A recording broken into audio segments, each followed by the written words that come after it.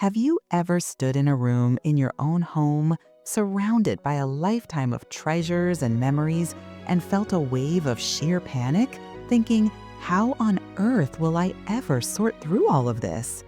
You are not alone. Downsizing is one of the most emotionally and physically overwhelming projects we can face. In the next 10 minutes, you will learn the 5 biggest downsizing mistakes that cost seniors a fortune and their sanity, and, more importantly, the simple, practical ways to avoid them. By minute 8, you'll know the single most overlooked mistake that can cause chaos for your family later on. We'll cover the mistakes of starting too late, tackling memories before things, not having a plan, going it alone, and one modern mistake almost everyone makes with their digital life. This isn't about adding stress, it's about giving you a clear, calm roadmap. Let's dive right in. Mistake number 1, starting too late, the crisis mistake. The first and by far the most common mistake is waiting for a crisis to force your hand. We tell ourselves, I'll get to it someday, but a sudden health issue or an unexpected fall can turn a thoughtful process into a frantic, stressful scramble made under immense pressure. Why it matters. When downsizing is forced by a crisis, you lose control. Rushed decisions are rarely good ones. Your daughter's first-grade drawings could accidentally end up in a donation pile. Valuable possessions might be sold for pennies on the dollar. And the emotional toll on you and your family can be immense. You're no longer in the driver's seat of your own life transition. You're just a passenger. The solution. Here's what I recommend to avoid this common pitfall. First, start the conversation today, even if a move is years away. Discuss your wishes with trusted family. Second, reframe the task. Don't call it downsizing. Call it curating your life or editing your treasures. This makes it feel empowering, not like a loss. Finally, start incredibly small. Don't try to tackle a whole room. Choose just one drawer or one shelf this weekend. The goal is to build momentum gently, turning a mountain into a series of small, manageable hills.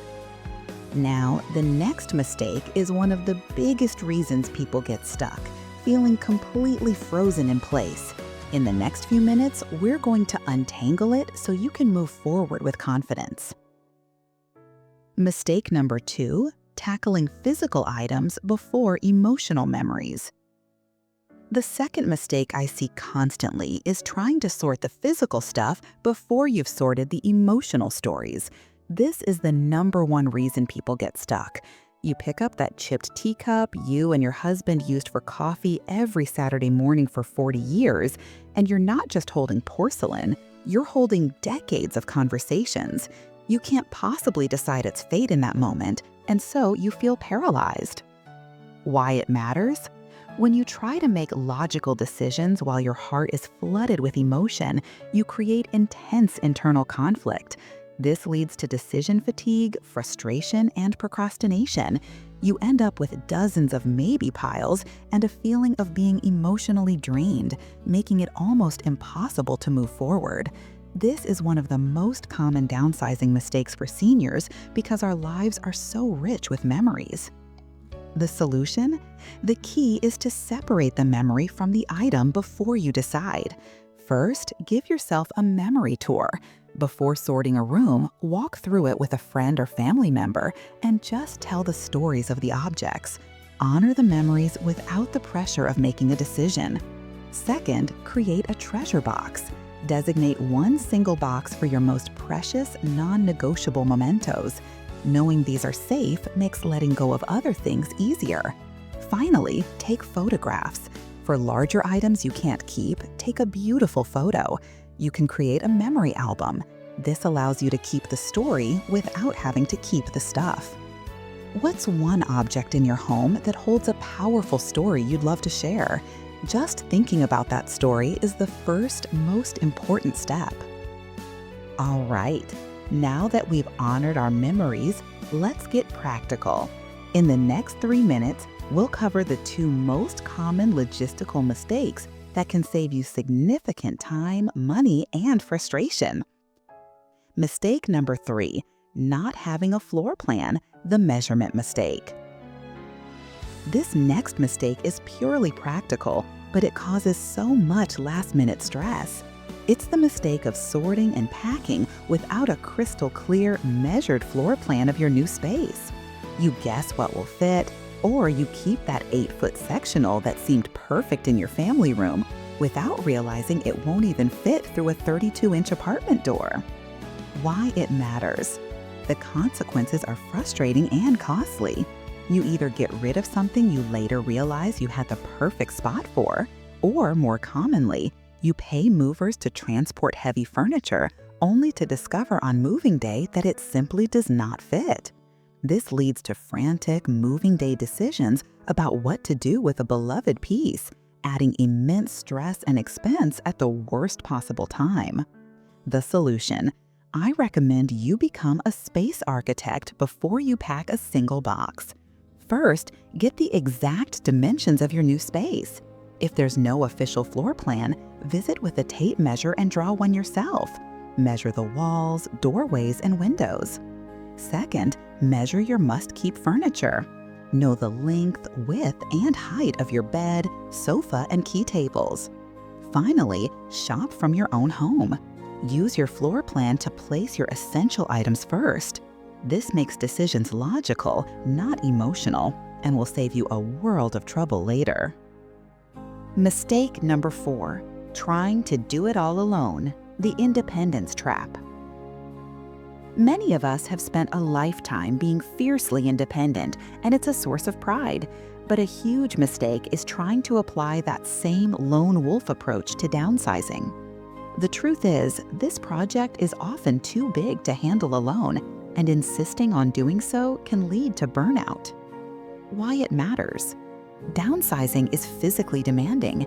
The strain on your back from lifting boxes you haven't lifted in 20 years can lead to exhaustion or even injury. More than that, it's emotionally draining. Making thousands of decisions in isolation is a recipe for feeling completely overwhelmed. This isn't about your capability, it's about the sheer scale of the task. Going it alone can turn an empowering journey into a lonely, stressful ordeal. The solution. The wise approach is to assemble your trusted team. First, accept help graciously.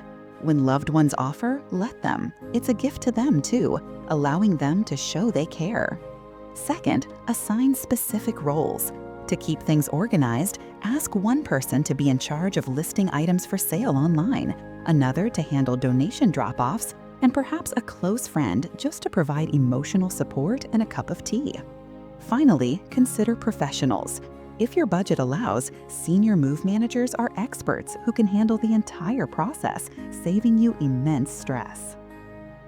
Now, pause for a moment and think about this. Is there someone in your life you could ask for help, even with just one small part of this process, like taking a carload of things to a donation center? Acknowledging we don't have to do it all alone is a huge step toward making this journey easier.